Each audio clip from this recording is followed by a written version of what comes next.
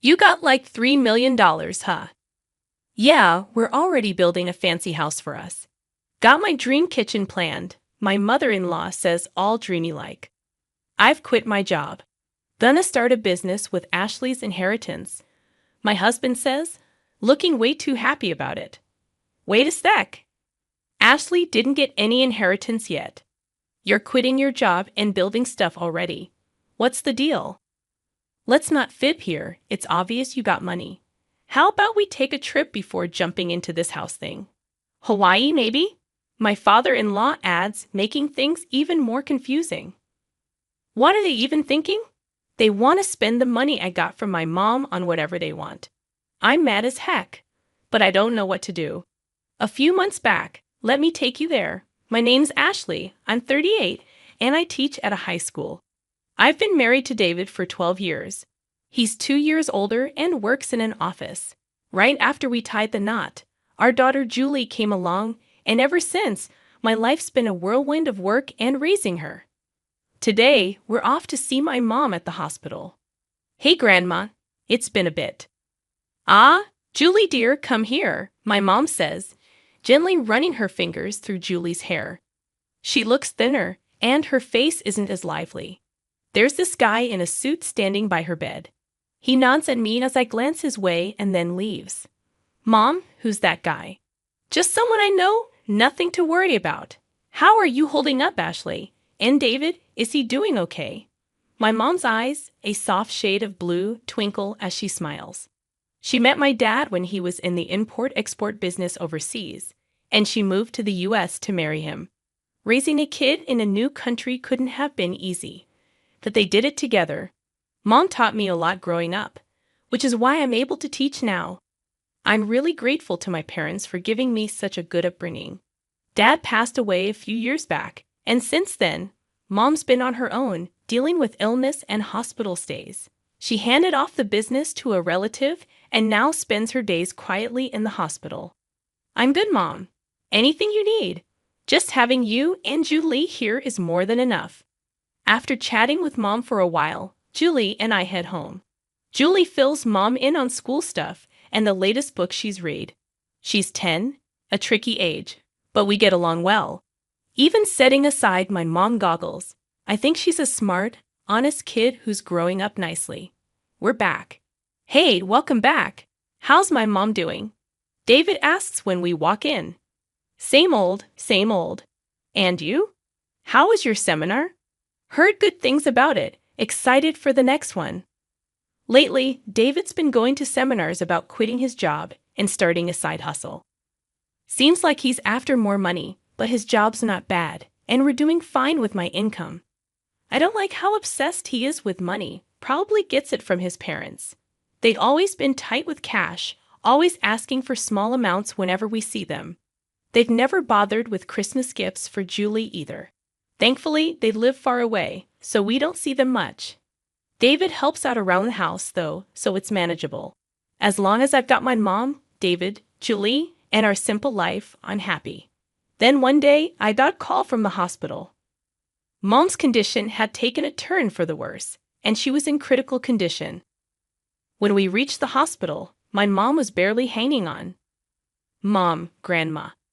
Ashley, I've always wanted you to be happy. Take care of Julie, she means everything. I love you. Those were her final words. My mom, who poured her heart into raising me alongside my dad, who cherished Julie more than anything. Seeing her peaceful face in the coffin, all I could do was cry. Julie stood by me, crying too. A while after Mom passed, an envelope arrived from a law firm. Ashley opened it, puzzled by the unfamiliar sender. Inside was a document. I've been given your mother's will, leaving everything to you. Ashley and her mom never talked about inheritance, so she was surprised. But with the letter in hand, she decided to visit the law firm alone. Hi, I'm Ed, the attorney, said the man with glasses, the same one from the hospital room. You were there when I visited my mom, Ashley said, recognizing him. Yeah, we met there. Your mom entrusted me with something, Ed said gently, almost bringing Ashley to tears. 500 million. Ashley exclaimed in shock. Yeah, Ashley. When your dad passed, you let your mom have all the inheritance. Now, with what she had and what she left you, after taxes, that's the sum, Ed explained. I knew my parents were well off, but I never asked for money after getting married, and I avoided talking about inheritance. It's overwhelming, Ashley said, feeling a bit dizzy, but it's a sign of love from my mom.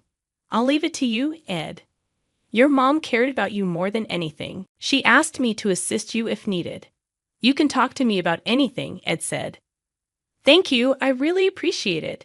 Ashley nodded to Ed and left the room.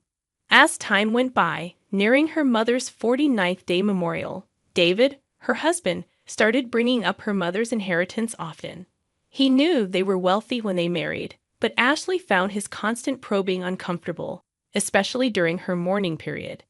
Whenever she asked him to stop, he would, but then subtly bring it up again later. And then there were her in-laws. At her mother's memorial, her father-in-law offered, Ashley, if you're worried about the inheritance, we can help. We've had our share of inheritance disputes. It can get complicated when unmarried siblings pass away. If you need help, we're here, her mother-in-law chimed in. Sure, Ashley, who had never felt inclined to involve them before, could only offer a vague response as they pretended to understand. About 3 months after her mother's passing, David, who had been relatively quiet, finally reached his breaking point. Have you gotten your mom's inheritance yet? David's question sent a shiver down Ashley's spine. Not yet, Ashley fibbed. The process is complicated. It's been 3 months since she passed, right? Why the delay? David pressed, but then abruptly announced he was heading to bed, leaving Ashley with a gnawing feeling in her chest. The next day, while Ashley and Julie were cleaning up after dinner, the doorbell rang. Julie rushed to answer it, and Ashley, peering out from the kitchen, saw her in-laws along with David returning from work. Why are they here? Ashley whispered to Julie. It's okay, Mom. I'll go to my room, Julie said, darting away nervously. What's happening? Ashley asked as her in-laws entered. Never mind that, Ed, her father-in-law said cheerfully, grabbing a beer from the fridge. We're here to celebrate. You inherited over $300 million. We've even started building a duplex for us all to live in, complete with your dream kitchen. Listen, Ashley, be happy. Her mother-in-law chimed in dreamily. We're planning to build a duplex. We've put down half of our savings and some money Mom and Dad saved up. The loan's in my name, but you can settle it all with your inheritance. It's a way to give back to them. What? I quit my job. I'm starting a business with your inheritance, David announced, looking oddly pleased. Wait a minute. What's going on? I haven't received any inheritance yet. And why are you quitting your job and talking about a duplex? Let's not play games. It's obvious you got an inheritance. How about we take a trip before diving into house plans? Maybe Hawaii. As chaos unfolded, David and her mother-in-law seemed to agree with Ed. David, with a mocking laugh, said, You're being miserly, Ashley. We checked it out because you kept saying you hadn't received the inheritance. If you don't process it within 3 months, you can't refuse it. So whether you told the truth or not, you've inherited, right? Considering my father-in-law's company, it must be more than $300 million. We'll live comfortably thanks to them. Thanks, Mom. Make sure to arrange money for the duplex and my capital. Hearing David speak like that left her feeling lightheaded. But what kind of people are these, wanting to use my precious inheritance from my mom as they please, indulging in luxury? I was burning with anger, but I couldn't speak. I worried about Julie, who was in the other room. I'm stepping out for a bit. I called out to them, but they were too engrossed in discussing their plans for the inheritance. I left without even grabbing my wallet.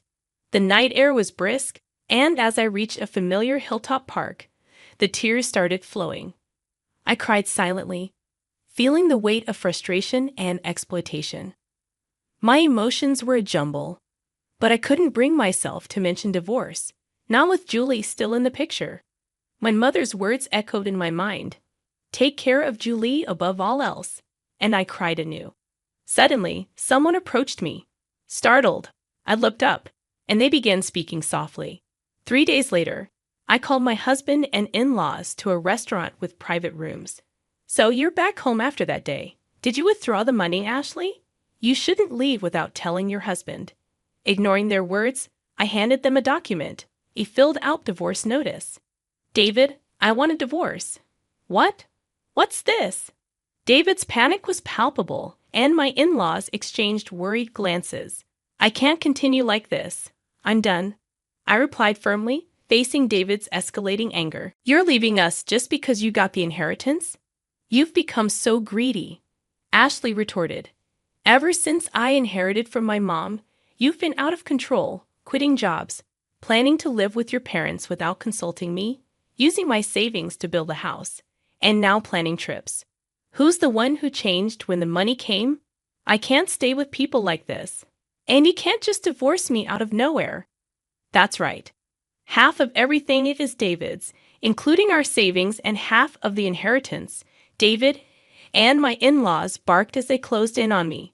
Just as I was about to respond, the door opened, revealing Julie and attorney Ed.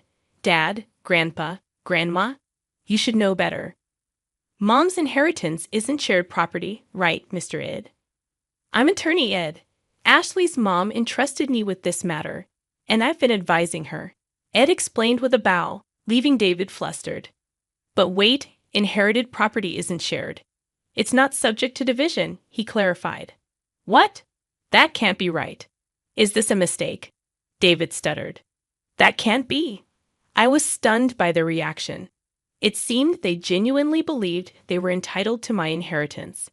If that's the case, it's even more reason not to divorce. I'll stick by you no matter what, my husband shouted with bloodshot eyes, disregarding everything. Stop it, Julie intervened calmly. Since Mom inherited, Dad hasn't thought about her once. Grandpa and Grandma only care about money. They never even mention me. I can't see them as family. David and my in-laws were taken aback. When I was upset about the inheritance, Julie spoke up. She told me, Dad, Grandpa, and Grandma are wrong. They're trying to take Grandma's legacy. Mom, I'm with you. Let's fight this together. With those words, I made a decision, contacted Ed, and arranged this meeting. Julie, that's not true. Dad wants what's best for you. And you'd be happier with us, wouldn't you?